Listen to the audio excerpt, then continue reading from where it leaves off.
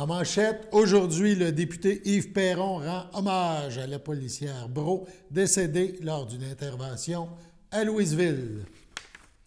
Bonjour à tous et bienvenue à votre bulletin d'information sur les ondes de CTRB, votre télévision locale et régionale. Aujourd'hui, 31 mars, donc dernière journée de ce mois de mars. Le député de Berthier-Masquinongé, le député Yves Perron, a tenu à rendre hommage à Maureen Brault, policière décédée en devoir à Louisville cette semaine. On écoute son intervention à la Chambre des communes, une présentation fort émouvante. Monsieur le Président, dans la soirée de lundi à Louisville, la sergente Maureen Brault servait sa communauté. Dévouée et disponible, elle servait d'ailleurs en temps supplémentaire, Monsieur le Président. Expérimentée, attentionnée et appréciée de tous, elle venait d'être promue et avait devant elle un brillant avenir et de nombreux projets. Dans la soirée de lundi, Maureen Brault n'est pas rentrée à la maison. Elle a perdu la vie au cours d'une intervention visant à rétablir la quiétude et la sécurité dans la communauté. Les circonstances de ces événements nous indiquent que nous avons le devoir, comme société, de comprendre ce qui s'est passé afin d'éviter de tels drames à l'avenir. C'est tout Berthier-Masquinongé et tout le Québec qui est en deuil. À la famille et aux amis, aux conjoints et aux enfants de Mme Brault, nous sommes avec vous. À ses collègues de la Sûreté du Québec, nos pensées vous accompagnent. Je vous salue. Nous pleurons aujourd'hui une héroïne du quotidien qui aura fait le sacrifice ultime. Nous nous souviendrons. Suite à cette intervention émouvante du député, les élus de la Chambre des communes ont procédé à une minute de silence en hommage à cette policière.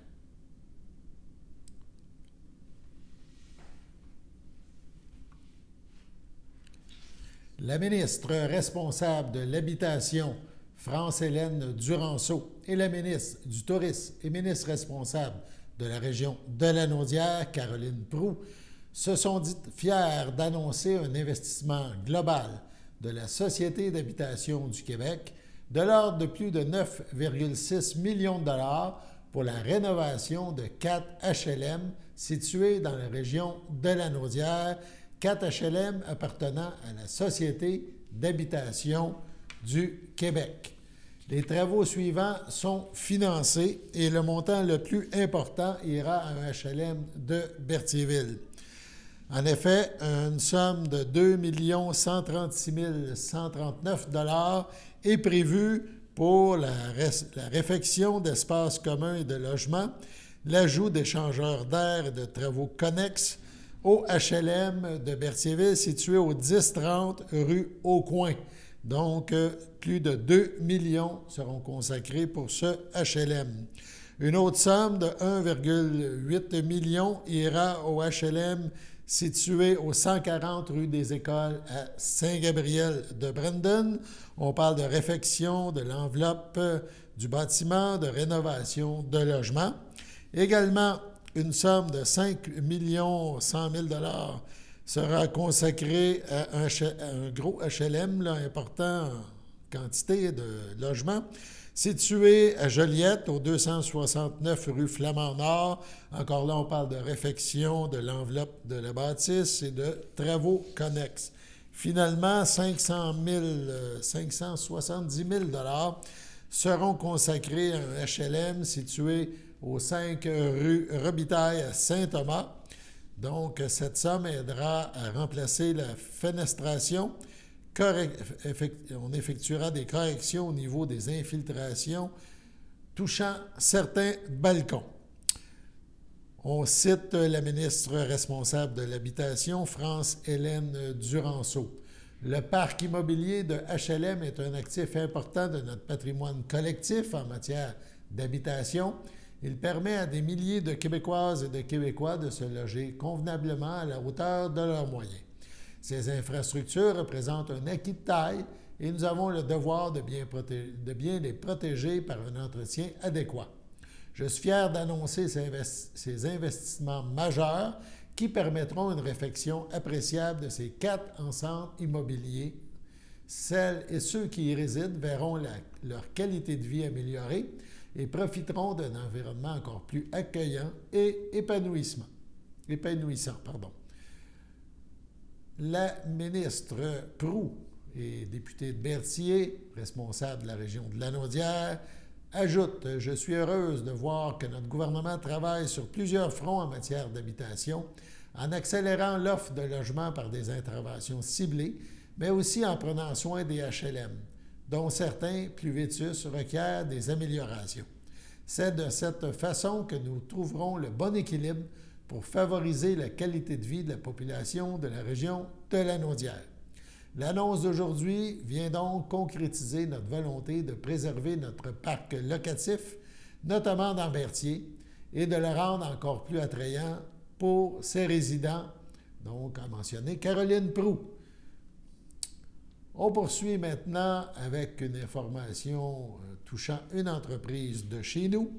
En effet, Vanessa Sylvestre, conseillère en communication et marketing chez EBI à Berthierville, sera la marraine de la 8e édition de la course Défi Entreprise dans le cadre de la course aux 1000 pieds. Cette course aura lieu le 7 mai prochain. Tous les profits de cette course reviennent à la Fondation des Samars, qui a pour mission de promouvoir la persévérance scolaire en finançant divers projets qui améliorent les chances de réussite des jeunes du nord de Lanaudière. Il reste encore quelques places pour participer. Sur ce, on va à la pause. Chers téléspectateurs, vous êtes cordialement invités le samedi matin dès 9h30 à notre bingo télédiffusé de nos studios de Berthierville. Depuis plusieurs années, nos adeptes de la télévision régionale se sont divisés un montant de 600 $, disponible chaque semaine lors de notre joute de bingo à CTRP. Un amical animateur et ses joyeux compères, dont un technicien et deux bénévoles, partagent tour à tour cette émission dans le but de vous agrémenter durant 60 minutes. Un moment de plaisir qui pourrait s'avérer payant pour vous. Vous pouvez donc vous procurer les cartes de jeu chez les dépositaires participants et j'ai nommé à Berthierville, le dépanneur Formule 1 et le garage Pétroté sur la rue Gilles Villeneuve, le marché IGA Extra sur la rue Gabrielle Brissette, le marché Métro sur la rue Notre-Dame et la pharmacie Proxime sur la rue Frontenac. À Saint-Ignace-de-Loyola, le dépanneur Esso sur la rue de la Traverse et le marché Aldo sur le rang Saint-Michel. C'est donc un rendez-vous hebdomadaire chaque samedi matin dès 9h30 sur les ondes de CTRB, votre télévision régionale et communautaire, maintenant en haute définition. On vous attend donc en grand nombre et toute l'équipe vous souhaite bonne chance.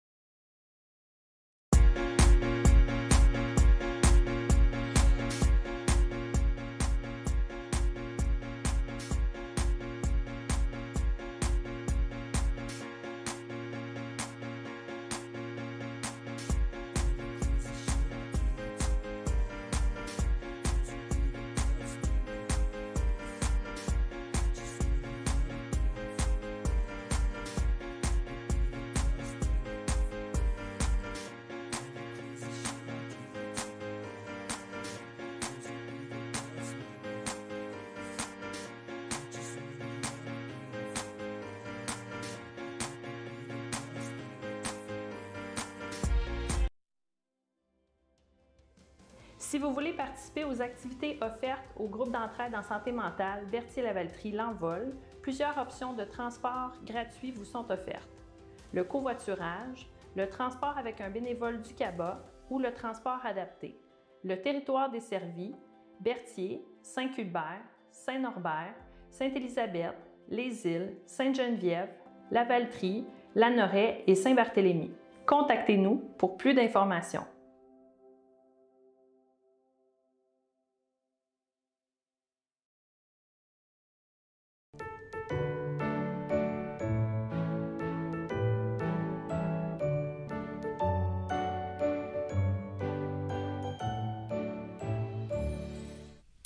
Place aux anniversaires. La FADOC de l'Île-du-Pas, en ce 31 mars, souhaite bonne fête à Hélène Dubé, à Jeanne-Mance Lambert et à Marcel Dubois. Il y a également des anniversaires demain, 1er avril, et la FADOC de l'Île-du-Pas souhaite bonne fête à Daniel Joyal et à Sanière Denis. Si c'est votre anniversaire aujourd'hui ou ce week-end, et bien sûr, toute l'équipe de CTRB se joint à moi et vous souhaite bonne fête. On se déplace maintenant à Lanoraie. Un groupe de citoyens invite la population à une rencontre d'information liée à la création d'une coop santé. À ce sujet, on écoute Marie-Claude Primo et Elsa Desaulniers inviter les Lanoroises et Lanorois à cette rencontre.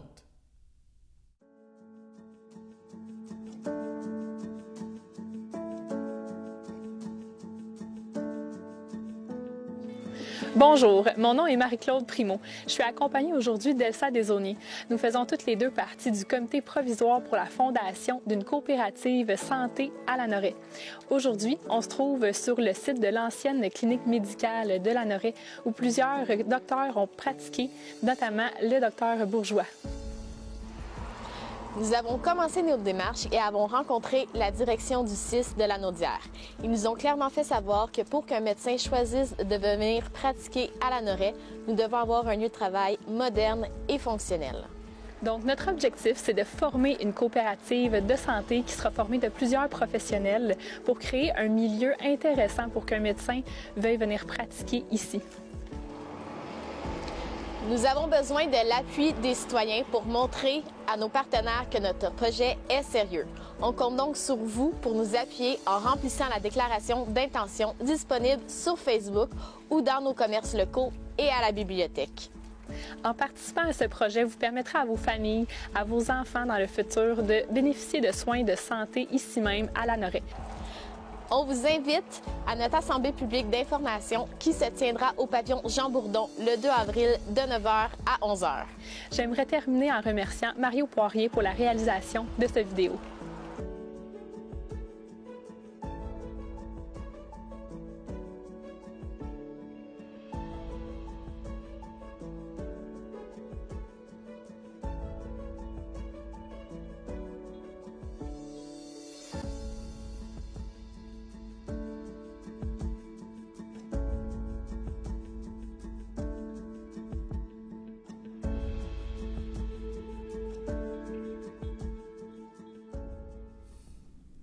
Donc, une invitation pour les gens de Lanoraie. Le soleil se réchauffe, la neige fond et le printemps pointe le bout de son nez. Le temps pour s'inscrire au camp de jour estival du Musée d'art de Joliette est arrivé. Il reste encore quelques places, mais on vous invite à faire vite, car ces places se remplissent à vive allure. Le camp, rappelons-le, aura lieu du 26 juin au 18 août et ce camp s'adresse aux enfants de 4 à 15 ans. À ce sujet, CTRB a rencontré Ariane Cardinal du Musée d'art de Joliette nous parler de cette activité unique offerte par ce musée lanaudois. En compagnie d'Ariane Cardinal du Musée d'art de Joliette, aujourd'hui au lancement de la programmation du musée pour la session hiver, tu as déjà annoncé les fameux camps de jour. C'est déjà en préparation, Est-ce que tu peux nous en dire un petit peu plus sur ce fameux camp de jour-là? Tout à fait. Donc, j'ai parlé du camp de jour estival, donc de cet été, parce que justement, on lance dans les prochaines semaines la période d'inscription. Donc, pendant la semaine de relâche, le mardi 28 février à 9h, on lance les inscriptions pour les membres. Okay. Donc, les parents qui sont membres au Musée d'art de Joliette vont pouvoir pendant une semaine inscrire leurs enfants. Ensuite, la semaine suivante, ce sera les non-membres qui vont pouvoir inscrire leurs enfants s'il reste des places, parce qu'on sait que ça part assez rapidement. Ouais. En fait, le camp de jour là, estival, si on en parle, il y en a 3 camps de jour pendant l'été. C'est une semaine, il faut spécifier que on s'inscrit à la semaine, effectivement, et le camp de jour a lieu du 26 juin au 18 août. Et on inscrit les enfants à la semaine. Et il y a 3 camps de jour. Il y a le camp de jour pour les tout petits, donc pour les enfants de 4 ans. L'encadre de ce camp de jour-là, on explore les textures, les formes, les couleurs, on visite le musée, on s'amuse. C'est vraiment un camp de jour où les enfants développent toutes sortes de compétences comme écouter, donner son opinion. Et ça a été un grand succès l'année passée. C'est rempli très, très, très rapidement. Ouais. Le deuxième camp de jour, c'est le camp de jour pour les 5 à 11 ans. Ce camp de jour-là, donc, c'est notre camp de jour traditionnel, là, on s'entend, on mélange activités extérieures, ludiques, on mélange les activités artistiques, évidemment, créatives, les visites en salle. C'est un camp de jour qui est extrêmement complet. Qui est à la fois éducatif, mais aussi où on lâche son fou. Exactement, récréatif. Et finalement, l'autre camp de jour, c'est le camp de jour pour les 12 à 15 ans. Et ça, l'année passée, on en avait parlé, c'était la première fois qu'on l'essayait et ça a été un énorme succès aussi. Donc, dans le fond, c'est un camp de jour où le matin, les jeunes, les adolescents font des activités de création qui sont spécifiques puis qui sont adaptées à leur groupe d'âge. Donc, il n'y a rien à voir avec les activités qu'on fait avec les 5 à 11 ans. Et l'après-midi, ils reçoivent des formations sur comment animer des activités dans un camp de jour. Et c'est à la fois théorique, mais beaucoup pratique aussi. Donc, ils peuvent aller dehors. C'est ça. Jamais, ils ne sont pas responsables d'un groupe. On s'entend, on a tous les animateurs pour ça. Mais ils peuvent tester leurs connaissances sur les jeunes des autres. Est-ce que les 3 camps sont en même temps? Dans le sens que je veux dire, c'est que tu me parles d'une période du mois de juin jusqu'au mois d'août. Donc, à la limite, tu peux avoir un enfant de 4 ans, un enfant de 8 ans, puis un enfant de 15 ans.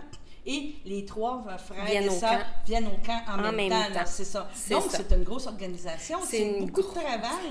Oui, en fait, là, c'est beaucoup d'enfants. C'est 82 enfants par jour pendant 8 semaines qui viennent au musée. On a une équipe, là, incroyable d'animateurs. Donc, on parle d'une dizaine d'animateurs, animatrices, 2 coordonnatrices. Généralement, ce sont des étudiants en arts visuels au cégep ou même à l'université qui viennent animer les jeunes. Donc, c'est un très, très gros camp, là, mais c'est un camp qui est fabuleux, en fait, pour des enfants d'avoir cette opportunité-là, de vivre une expérience aussi créative qui permet de s'exprimer, de rencontrer d'autres gens qui trippent art. Puis même, on a des enfants qui trippent pas tant que ça art, mais qui vont tripper art. Oui, c'est ça, qui développent là, toutes sortes de goûts parce qu'on fait pas juste de l'art plastique, on fait aussi du théâtre, de l'improvisation, de la danse, de la performance, de l'installation. On fait toutes sortes de choses aussi, pas juste du dessin ou de la peinture, des choses un peu plus traditionnelles. Donc, on va complètement ailleurs aussi. Donc, les camps commencent à 9 h le matin? Oui. Ils finissent à 5 h, c'est ça? Dans le fond, c'est un camp de 9 à 4. Okay. Par contre, on offre gratuitement le service de garde de 8 h à 9 h et de 4 h à 5 h. OK. Donc, c'est vraiment que c'est un appel à tous. Surveillez le site web du Musée d'art et... à la limite, inscrivez vos membres. Après ça, vous allez pouvoir... Oui, parce que ça part vite. Ça va partir rapidement. Bon, je te remercie, Ariane, puis on se reparle de d'autres projets par la suite.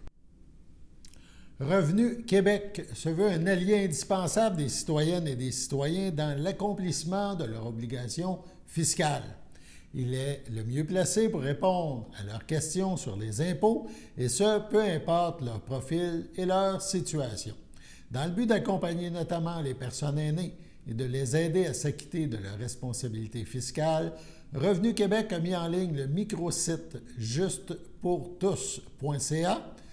Que celle-ci ait 60, 65 ans, 70 ans, qu'elle soit au travail ou à la retraite ou qu'elles habitent une résidence privée pour aînés, on parle des RPA, une maison ou un appartement, elles pourraient avoir droit à certains crédits d'impôt selon leur situation. Ce microsite fournit de l'information classée par profil et contient un espace qui est destiné aux personnes aînées et dans lequel figurent les réponses aux questions qui sont le plus fréquemment posées. De plus, ce microsite renseigne les personnes aînées sur le fonctionnement du fractionnement du revenu de retraite entre conjoints.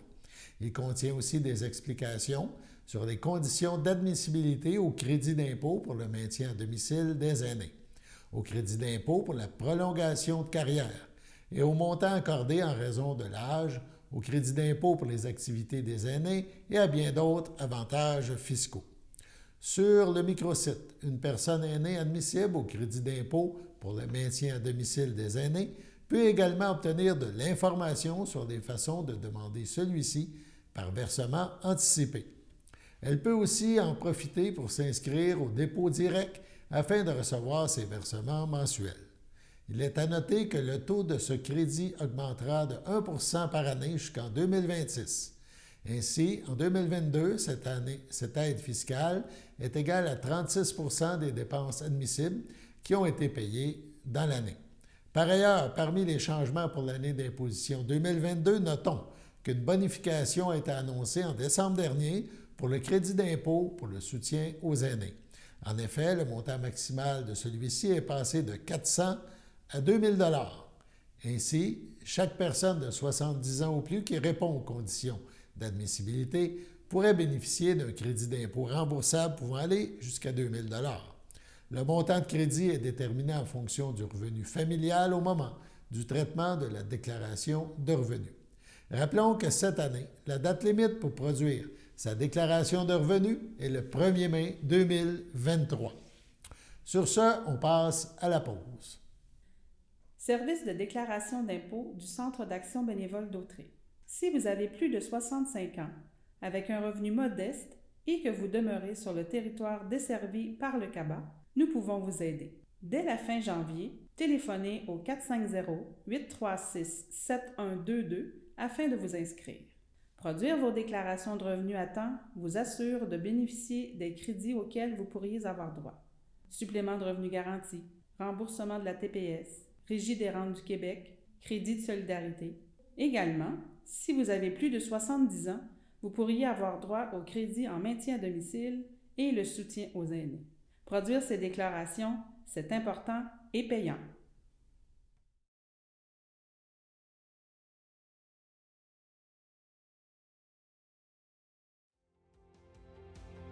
Mon nom est Annick Steno, je suis intervenante père aidante à l'Envol depuis bientôt 9 ans. J'anime des ateliers de groupe, j'anime des ateliers rétablissement. J'anime les activités aussi. On offre des activités de conditionnement physique, de marche, du bingo, des jeux de société, des cafés-causeries, des ateliers rétablissement, des formations avec des conférenciers. Les activités sont choisies par et pour les membres. Il y a une réunion qui se fait à chaque mois. Les membres s'assoient entre eux puis ils décident quel type d'activité est-ce qu'ils veulent avoir à l'horaire. Le calendrier est fait aux 2 mois, il est flexible, donc une nouvelle personne qui se joint à la ressource peut contribuer à mettre une des activités qu'il aimerait faire. Contactez-nous pour plus d'informations.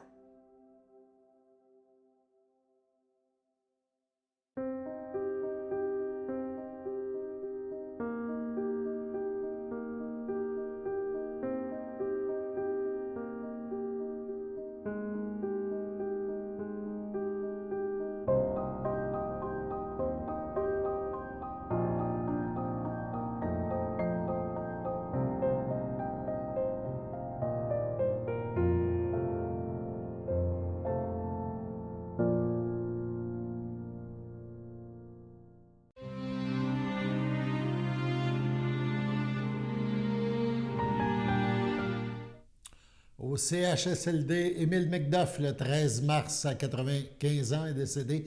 Madame Armande Barrette, épouse de feu Marcel Caron, demeurant à Repentigny, autrefois de Saint-Barthélemy. Elle laisse dans le deuil ses enfants, Alain Caron, Monica Rouch-City, Lynn Caron, Pierre Lonval, ses petits-enfants, Maxime, Olivier, Sabrina, Catherine et Gabriel Alvaro. Ses arrière-petits-fils, Lewis et Louis. Sa sœur et ses belles-sœurs, Lise Barrette, Pierre Étier, Réjeanne Coutu, feu Irénée Barrette, Monique Caron, feu Jean-Marie Barrette, Marguerite Caron, feu Réal Lamoureux, Lucie Caron et Marie-Berthe Caron, ainsi que plusieurs neveux, nièces, autres parents et amis. Vos témoignages de sympathie peuvent se traduire par des dons à la Société Alzheimer. Des formulaires seront disponibles au salon. La famille vous accueillera vendredi 31 mars de 19 à 22 h et samedi 1er avril dès 9 h au complexe funéraire Thériault à Berthierville. Les funérailles auront lieu samedi 1er avril 11 h en l'église de Berthierville.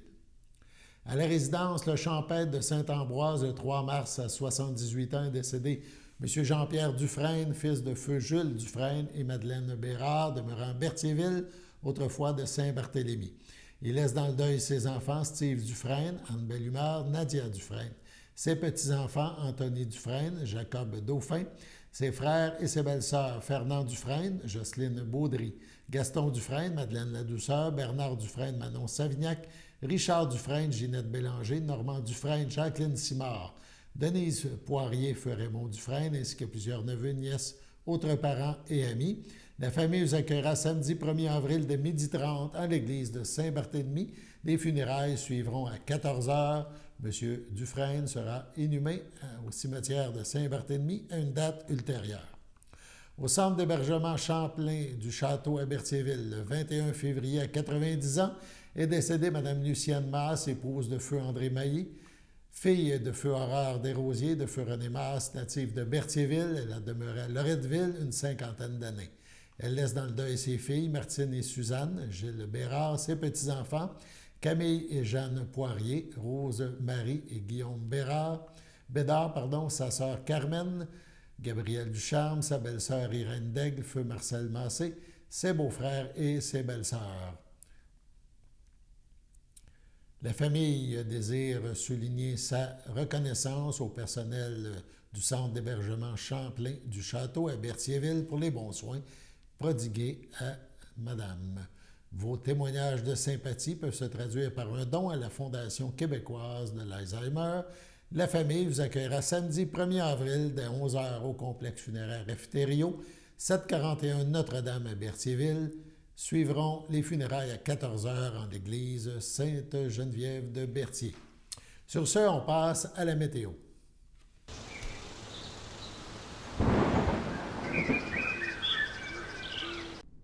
Bienvenue à votre météo de cette fin de semaine. Aujourd'hui, vendredi après-midi, ce sera de la neige fondante, une température de 4, un temps ressenti de 1. Vendredi soir, ce sera de la neige, une température de 0, un temps ressenti de -3, environ 1 à 3 cm de neige. Vendredi nuit, ce sera de la pluie et de la neige, une température de 1, un temps ressenti de -3, moins de 1 mm de pluie et environ moins de 1 cm de neige. Samedi matin, ce sera de la pluie, une température de 2, un temps ressenti de -2, environ 10 à 15 mm de pluie. Samedi après-midi, ce sera de la faible pluie, une température de 9, un temps ressenti de 6, environ 2 à 4 mm de pluie. Samedi soir, c'est des risques d'averses, une température de 5, un temps ressenti de 0, moins de 1 mm de pluie. Samedi nuit, ce sera des passages nuageux, une température de -8, un temps ressenti de -17. Dimanche matin, c'est ensoleillé, une température de -9, un temps ressenti de -18. Dimanche après-midi, ce sera généralement ensoleillé, une température de 0, un temps ressenti de -4. Dimanche soir, c'est des passages nuageux, une température de -4, un temps ressenti de -8. Dimanche nuit, c'est un ciel variable, température de -8, un temps ressenti de -13. Et voilà, c'était tout pour votre météo. Nous vous avons présenté le bulletin d'information en ce dernier jour du mois de mars. Alain Bellimare au pupitre, qui vous invite à être des nôtres dès lundi pour la prochaine édition du bulletin d'information sur les ondes de CTRB, votre télévision locale et régionale. D'ici là, bonne fin de journée et bon week-end!